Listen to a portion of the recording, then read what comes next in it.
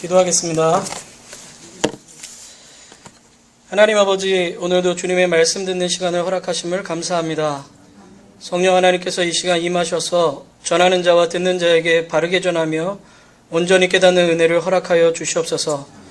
하나님의 말씀이 지식으로 그치는 것이 아니라 우리 삶 속에 나타날 수 있도록 도와주시옵소서. 예수님의 이름으로 기도합니다. 아멘. 할렐루야. 일주일 동안 잘 지내셨습니까? 오늘도 주님의 은혜가 충만한 시간 되길 바랍니다.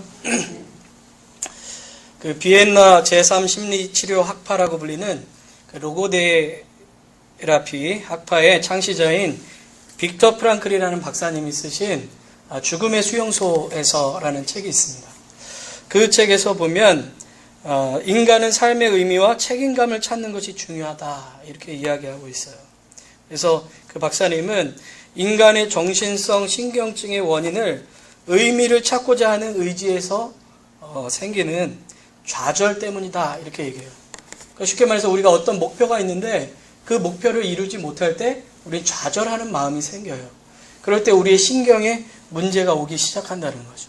우리의 삶의 목표가 있고 그 목표를 향해서 나아가는데 그것이 잘 이루어지지 않을 때 우리의 마음이 상처나고 괴로워지고 그것 때문에 좌절하고 그런 실수가 반복되면 반복될수록 우리는 더 깊은 수렁에 빠질 수밖에 없다라고 이야기한다는 거예요.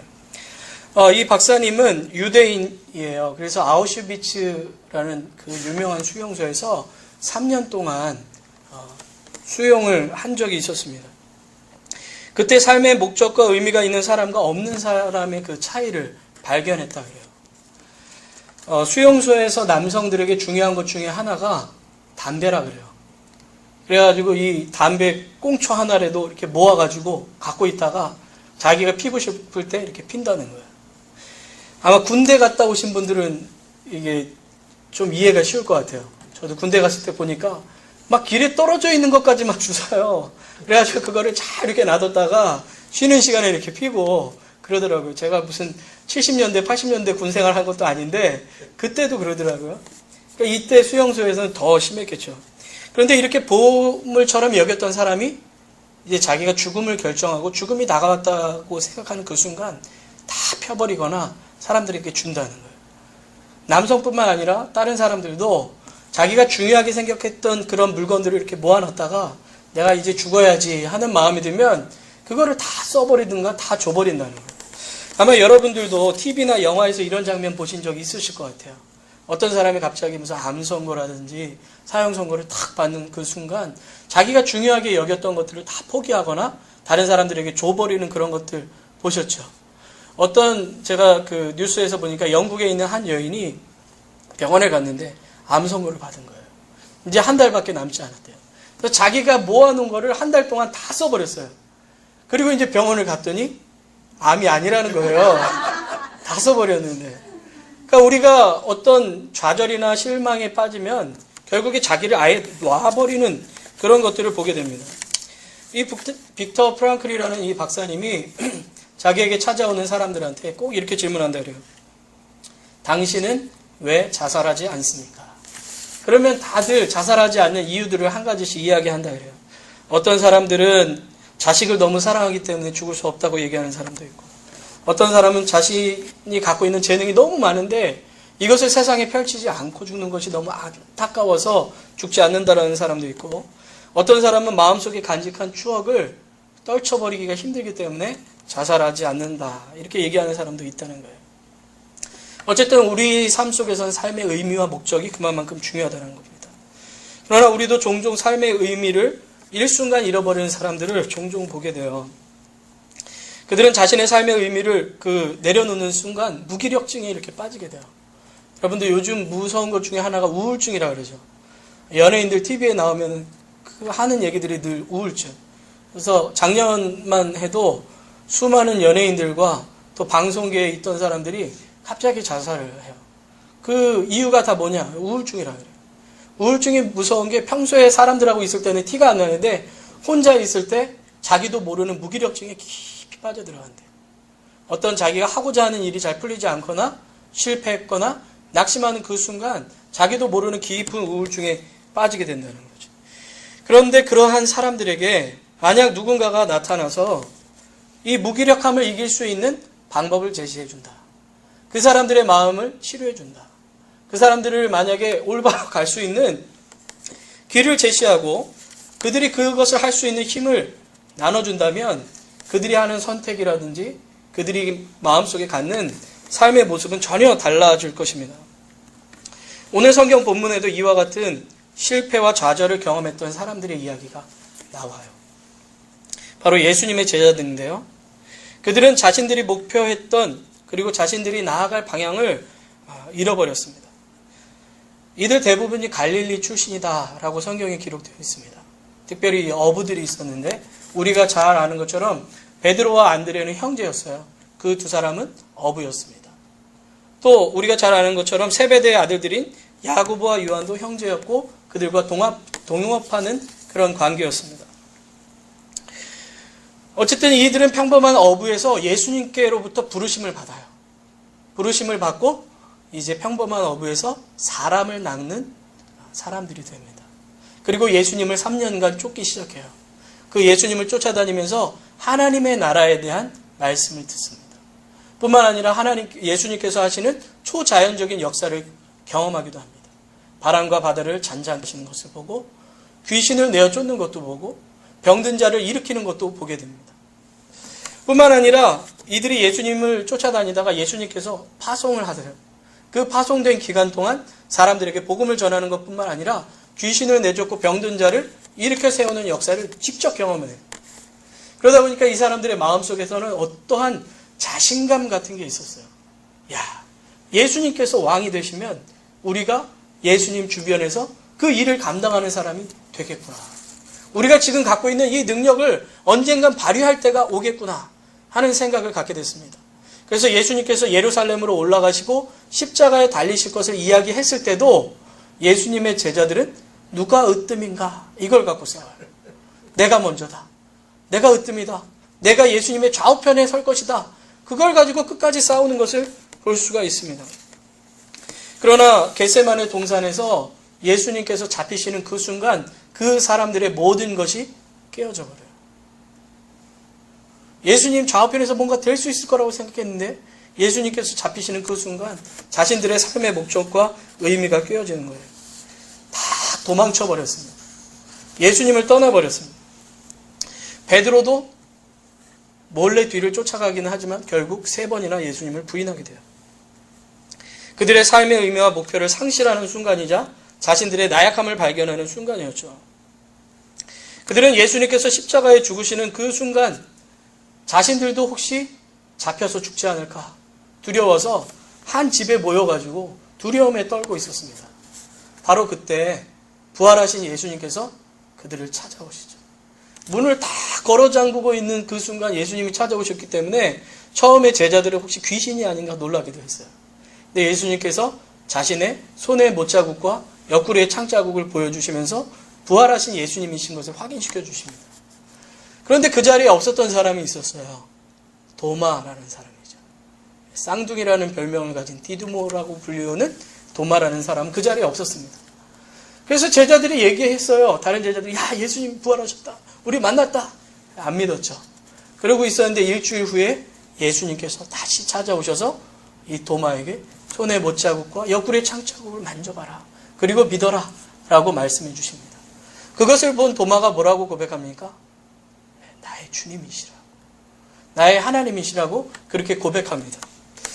그런데 오늘 성경 말씀을 잘 보면 예수님의 제자들이 그 부활하신 예수님을 딱 만났다고 그 순간 뭔가 어떻게 확 변화된 것 같지가 않아요. 그렇죠? 그들의 삶의 모습이나 마음의 태도나 여러 가지 부분들이 한순간 회복되지 않았음을 알 수가 있습니다. 그래서 예수님께서 갈릴리에서 다시 만나실 것을 약속하시고 그들이 갈릴리로 지금 내려와서 예수님을 만날 날을 기다리고 있는 중이에요. 그럼에도 불구하고 그들은 지금 뭘 해야 될지를 모르겠는 거예요. 야, 우리가 여기 왜 내려왔나? 우리가 여기서 지금 뭘 해야 되나? 모르고 그냥 시간을 보내고 있는 중이었습니다. 그때 베드로가 이렇게 얘기하죠. 야, 나는 물고기나 잡으러 가겠다. 그랬더니 다른 제자들도 뭐라 그러죠? 그래, 그럼 우리도 물고기 잡으러 갈게. 하고 같이 물고기를 잡으러 가는데 오늘 성경 말씀을 보니까 밤새도록 한 마리도 잡지 못하고 빈 그물만 올렸다 그래요. 어찌 보면 이 빈 그물만 올리고 있는 이 상태는 이 제자들의 마음과도 같을지 모르겠습니다. 아무리 열심히 일해도 허전한 마음을 채울 수 없고 어떻게 해야 될지 감당할 수 없는 그런 마음들. 그런 것들이 아마 제자들의 마음이었을 것입니다. 바로 그때 누군가가 그들에게 이렇게 이야기하죠. 얘들아, 너희들 물고기를 한 마리도 잡지 못했지? 너희 그물을 배의 오른편에 던져라. 그러면 이제 물고기를 얻을 것이다. 라는 그 이야기를 듣고 이 제자들이 오른편에 그물을 던집니다. 이때까지만 해도요, 제자들은 예수님인지 몰랐어요. 그냥 누군가가 저 해변가에서 얘기하니까 얼결에 아마 던진 것 같아요. 그런데 그거를 딱 끌어올리는데 얼마나 많은 물고기가 잡혔는지 오늘 성경 말씀에는 153마리의 물고기가 잡혔다고 정확하게 우리에게 얘기를 해주고 있습니다. 그 물고기를 잡은 그 순간 예수님의 사랑받던 제자 요한이 베드로에게 주님이시다 라는 그런 얘기를 하자마자 이 제자가 뛰어듭니다.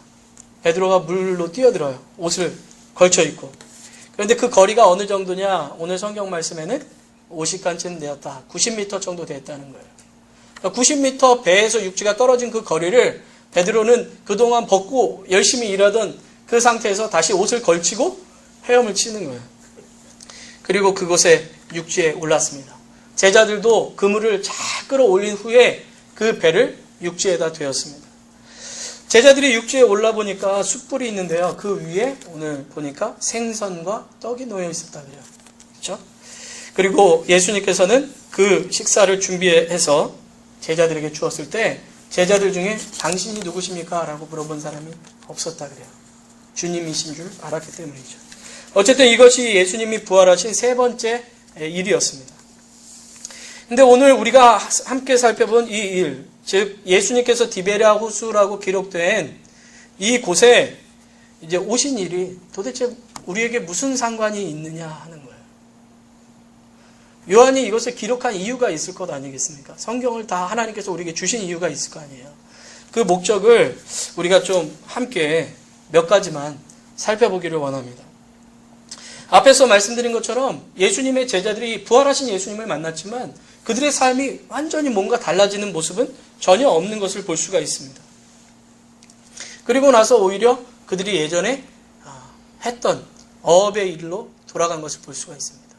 분명히 이들이 다시 옛날에 자기들이 했던 어부의 일로 돌아가서 야 우리 이제 어부가 되자라고 했던 것은 아니에요.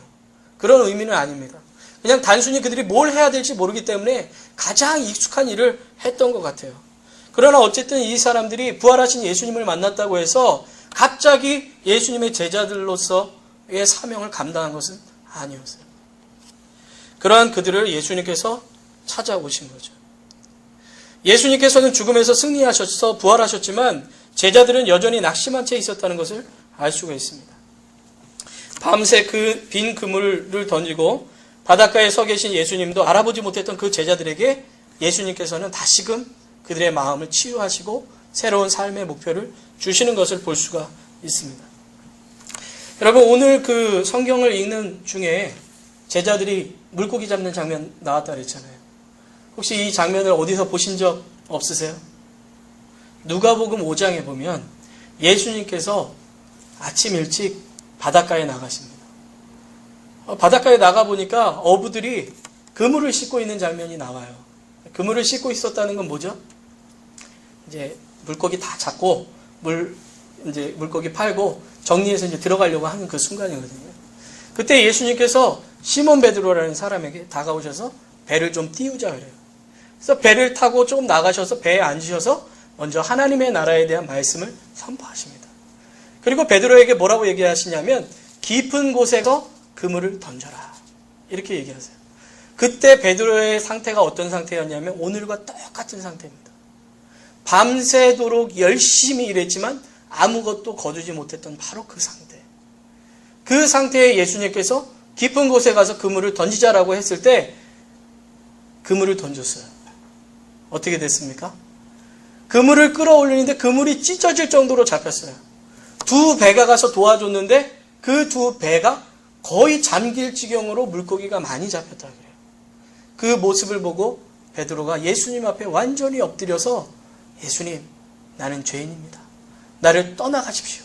라고 고백해요. 그때 예수님께서 베드로에게 그래, 네가 이제는 사람을 낚는 사람이 되라 하고 말씀해 주시는 장면이 나옵니다. 이것을 마가복음 1장 17절에는 이렇게 표현해요. 나를 따라오너라. 내가 너희로 사람을 낚는 어부가 되게 하리라. 사람을 낚는 어부가 되게 하시는 분이 누구십니까? 예수님이죠. 시몬 베드로는 죄인입니다. 아무것도 할 수 없는 사람입니다. 그냥 옛날에 어부의 일을 그냥 계속했던 평범한 사람이었어요. 그런 사람에게 사명을 주시고 그 사명을 감당할 사람으로 변화시켜 주시는 분이 누구시라고요? 예수님이시라는 거예요. 그것을 상기시켜 주시는 사건이 바로 이 사건이에요. 아마 제자들은 이 일을 경험하면서 그래, 나는 아무것도 아니었음에도 불구하고 주님께서 나를 찾아오셔서 나에게 사명을 주시고 나를 변화시켜 주셨어. 내가 그 일을 할 수 있게 해주셨어. 그것을 할 수 있게 해주시는 분은 예수님이야. 라는 것을 확인시켜 주시는, 다시 체험하게 만드는 순간입니다. 아까도 말씀드린 것처럼 바다에 올라온 제자들이 그 예수님께서 준비해 주신 식사를 이제 맛보게 되는데 그 식사에 준비되어진 음식이 뭐였다 그랬죠? 예, 물고기와 떡이라 그랬죠. 여러분들은 물고기하고 떡 하면 딱 생각나는 게 뭐예요? 네, 오병이어. 역시 성경을 잘 아십니다. 오병이어 사건이잖아요. 예수님께서 그 오병이어를 하실 때 거기 있던 사람들은 장정만 5,000명이라고 얘기하죠. 그때 당시는 죄송하지만 여자분들은 숫자에 들어가지 않는 시대였어요. 근데 지금도 보시면 아시겠지만 우리 지금 여기 앉아 계신 분 중에 남자분이 많으신 것 같아요? 여자분이 많으신 것 같아요? 보통 교회는 여자분들이 많습니다. 뭐 1대1로 칠게요. 그러면 5,000명의 장정이면 여자분들은 몇 명이었겠어요? 그냥 5,000명이라고 치죠. 그 아이들은요? 연로하신 분들. 그렇게 생기면 엄청나게 많은 사람들이 그곳에서 식사를 해야 되는데 그곳에 소년 하나가 준비한 식사라 그래요. 물고기 2마리하고 보리떡 5개. 근데 그 물고기 2마리가 여기 플로리다에서 잡히는 것처럼 뭐 이만한 게 아니잖아요. 소년이 먹을 수 있는 손바닥만한 물고기라 그래요. 그거 두 조각이에요. 떡도 그 애가 무슨 평소에 많이 먹는 애라서 뭐 이따만한 거 준비했겠습니까? 아니겠죠. 자기가 평소에 먹던 양을 가져온 거예요. 그런데 예수님께서 그것을 축사하시고 떡을 떼어 나눠주시는 그 순간부터 어떻게 됐습니까? 모든 사람의 필요를 채워주신 것뿐만 아니라 12바구니가 남을 정도로 충만하게 해주시는 주님이시라는 거예요.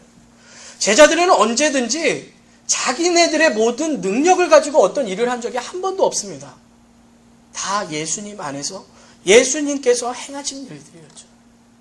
그것을 경험하게 해주시는 거예요. 야, 너희들이 언제 너희들 힘으로 했니? 아니야.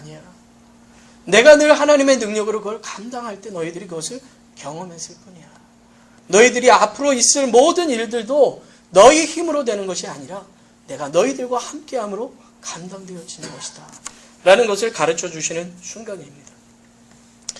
오늘 본문 9절 말씀을 보면 그 숯불이라는 단어가 나와요. 그런데 이 숯불이라는 단어는 성경에서 딱 2번 등장합니다. 한 번은 오늘 우리가 읽은 말씀에 등장했고 두 번째 말씀은 요한복음 18장 18절에 나옵니다. 요한복음 18장 18절은 어떤 장면이냐면 베드로가 이제 예수님이 잡혀서 제자들 다 도망가고 베드로만 몰래 이렇게 뒤쫓아가다가 그 예수님이 심판받는 그 자리에 이렇게 가서 있는데 그날 날이 너무 추웠어요. 그래서 사람들이 이렇게 둘러 앉아있는 숯불이 있었는데 그 숯불이 바로 오늘 성경에 나와 있는 숯불이에요. 그곳에서 베드로가 무엇을 했습니까? 예수님을 3번 부인한 거예요. 베드로가 어떤 사람이에요? 모든 사람들 앞장서서 나갔던 사람이고 정말 바다 위를 예수님만 바라보고 걸었던 사람이에요. 예수님께서 너희들이 이제 나를 다 버릴 것이다 라고 얘기했을 때 주님, 다른 사람들은 주님을 버린다 할지라도 저는 주님을 버리지 않습니다. 아주 확언했던 사람이에요. 그랬던 그 사람이 어떻게 됐습니까? 여종 하나가 너 예수님 따르던 사람이지? 너 저 예수 따르던 사람이지? 라고 얘기할 때 모른다. 그리고 저주하면서 모른다. 라고 얘기했던 바로 그 자리로 예수님이 그를 이끌어 오신 거예요. 그리고 오늘 우리가 읽지는 않았지만 예수님께서 3번을 물어보시죠. 그 예수님을 3번 부인했던 그 베드로에게 3번을 물어보십니다. 네가 나를 사랑하느냐? 네가 나를 사랑하느냐? 네가 나를 사랑하느냐? 예수님을 버리고 도망쳤던 그 제자에게 다시 주님의 사랑이 있음을 확인시켜 주시고 나는 아직 너를 사랑한다라고 보여주시는 사건이 바로 오늘 우리가 읽은 말씀의 현장입니다. 예수님께서는 부활하신 다음에 그래 나 부활했으니까 니네들 알아서 가서 열심히 일해 이제 그렇게 하신 분이 아니에요. 그 제자들 속에 있는 마음의 상처와 아픔과 괴로움과 앞으로의 모든 삶에 있어서의 자신감이 떨어져 있는 그들에게 예수님이 직접 찾아가셔서 그들의 상처난 부분 하나하나를 다 만져주시고 그 모든 것들을 극복할 수 있도록 도와주시고 그들 스스로의 힘으로 그것을 감당하는 것이 아니라 하나님 안에서 이루어질 수 있음을 그들에게 약속해 주시는 말씀이 바로 오늘 성경의 말씀입니다. 제자들에게 찾아오신 주님이 바로 우리를 죄에서 구원하신 예수님이세요. 그분이 우리의 삶 가운데 우리에게 지금 이렇게 역사하고 계신다는 것을 성경은 우리에게 말씀하고 계십니다. 예수님이 우리와 얼마나 함께 하시는가? 로마서 8장 34절 말씀을 보면 예수님께서는 하나님의 오른편에 앉아 계시면서 우리를 위해서 중보기도 하고 계시다고 그렇게 약속해 주세요. 뿐만 아니라 26절에는 성령께서 우리의 연약함을 도와주신다고 기록하고 계십니다. 우리는 가끔가다 혼자라고 생각할 때가 있죠. 하나님 정말 함께 하시는가? 아니, 아무도 내 마음을 몰라. 아무도 내 상처를 몰라. 내가 갖고 있는 생각 아무도 몰라. 그렇게 생각할 때가 참 많아요.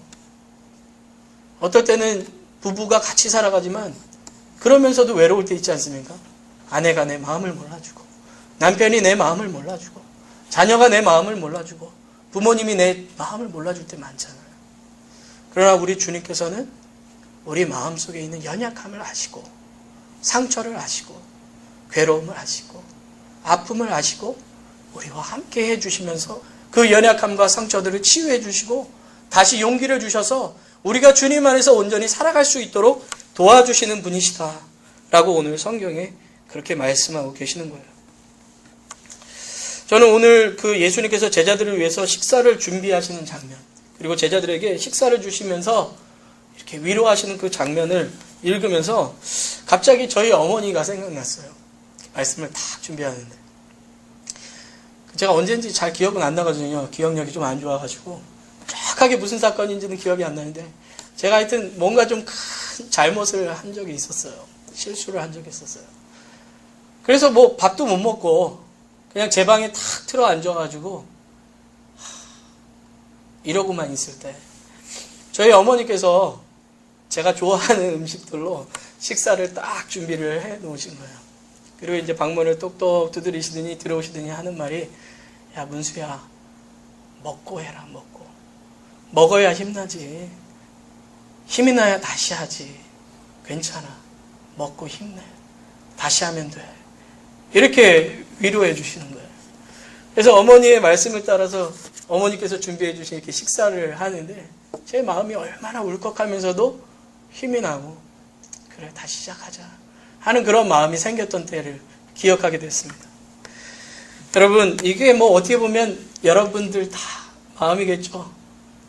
자식을 가진 부모님의 마음은 다 이럴 거예요. 우리 하나님 아버지의 마음 우리 하나님은요 아버지의 마음만 갖고 계신 게 아니라 이러한 어머니의 마음도 갖고 계세요. 그래서 우리가 연약할 때 때로는 이런 따뜻한 식사 우리가 좋아하는 것들을 딱 준비해서 먹이시면서 야 괜찮아 힘내 다시 시작하면 되지 뭐가 그렇게 걱정이야 예전에 잘못했던 거 괜찮아 다시 시작하면 돼 극복하면 돼 이렇게 우리에게 힘 주시고 용기 주시는 분이 바로 우리의 아버지 되신 하나님이시라는 거예요. 그 주님께서 오늘 우리에게 이 말씀을 통해서 그렇게 말씀하고 계시는 거예요. 야 힘내라 너희들의 삶 속에서 지치고 어려웠던 것들 옛날에 실수했던 것들 잘못했던 것들 그거 계속 마음에 묻어두지 말고 이제는 내가 너희를 위해서 함께 해줄 테니까 걱정하지 말고 다시 시작하자. 이렇게 해주시는 분이 바로 우리 주님이심을 오늘 성경에서 말씀하고 계십니다. 여러분, 하나님이 우리 교회를 그렇게 세워주실 것을 믿습니다. 그리고 오늘 이 자리에 참석하신 여러분 한 분 한 분 위에 하나님께서 그렇게 해주실 것을 믿어요. 여러분의 가정을 회복시켜 주시고 여러분이 지금 살고 있는 그 생업 가운데도 하나님께서 여러분을 붙들어 주시고 인도해 주실 것을 믿습니다. 여러분들이 그래서 예수님의 이 사랑으로 온전히 회복되시기를 저는 간절히 소망합니다. 뿐만 아니라 여러분들이 정말 주님께서 이렇게 주시는 힘으로 승리해서 이제는 여러분 주변에 아직 주님을 모른다거나 아직 상처받고 있는 사람들에게 이 주님의 따뜻한 사랑을 전해서 다시 일어설 수 있게 되는 역사가 우리 가운데 일어나기를 주님의 이름으로 축원합니다. 기도하겠습니다.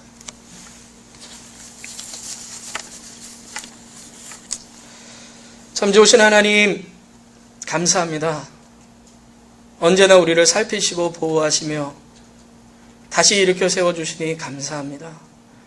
우리의 마음을 아시고 우리의 생각을 아시며 우리의 상황을 아시는 주님, 때로는 우리의 힘으로 감당할 수 없어서 지쳐버릴 때가 너무나도 많습니다. 희망도 없어질 때가 있습니다. 그러나 주님께서 오늘도 우리 한 사람 한 사람을 치유하시고 일으켜 세워주시며 주님의 능력으로 우리의 삶을 인도해 주실 줄 믿습니다.